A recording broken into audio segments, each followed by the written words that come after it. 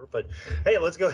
Let's go ahead and get this started. Right. Looking forward to coming in and doing these press conferences with you each and every week. So let's get the ball rolling. Yeah, I'm not too disappointed with the season, right? I think I've said in those shows before we could have won 11-1 or 1-11. Doesn't really matter to me. What we're trying to do is just build the continuity, build the culture first, right? Just to try to figure out exactly what we got. Made some moves this past off season, and I think we're geared up, ready for the new season. We're looking forward to it.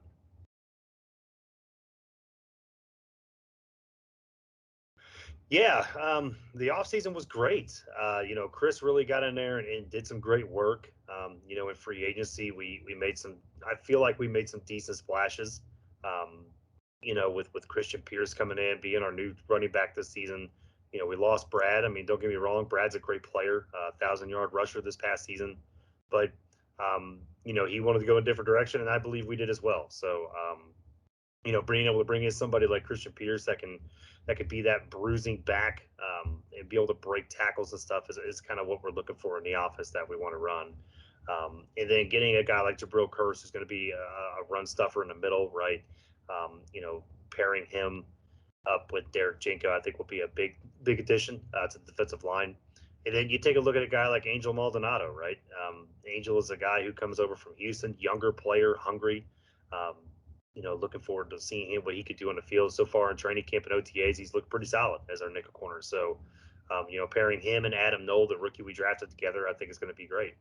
And then, obviously speaking of the draft, I felt like in my mind, I think Chris Britton had the best draft in all the SFL. Um, you know, Trading back from 4 to 8, we were still able to get our top target in Rob Hunt as a fourth wide receiver, be able to develop him. I think he's going to be a valuable asset for us down the road.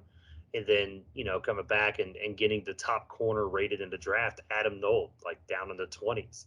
I thought that was a huge steal of the draft. And then getting Max Van Lynch, another huge steal of the draft. Offensive lineman to be able to pair up with Chad Rowland. I think that's going to be a really deadly 1-2 combo on that offensive line to be able to provide some good blocking for not only for Colin but for his brother Christian as well. And then, going in the second round to get Juniper Belson, the top-rated kicker. I mean, what else could you say? It's the theme, right? Everything that we picked up, top-rated this, top-rated that, top-rated that. So I'm really excited about what we're going to be able to do this season with the rookie class we brought in. Yeah, training camp and OTAs have been great. Everybody's been showing up. Everybody's hungry. The coaches have worked very hard during this off season. We've been building. We've been planning.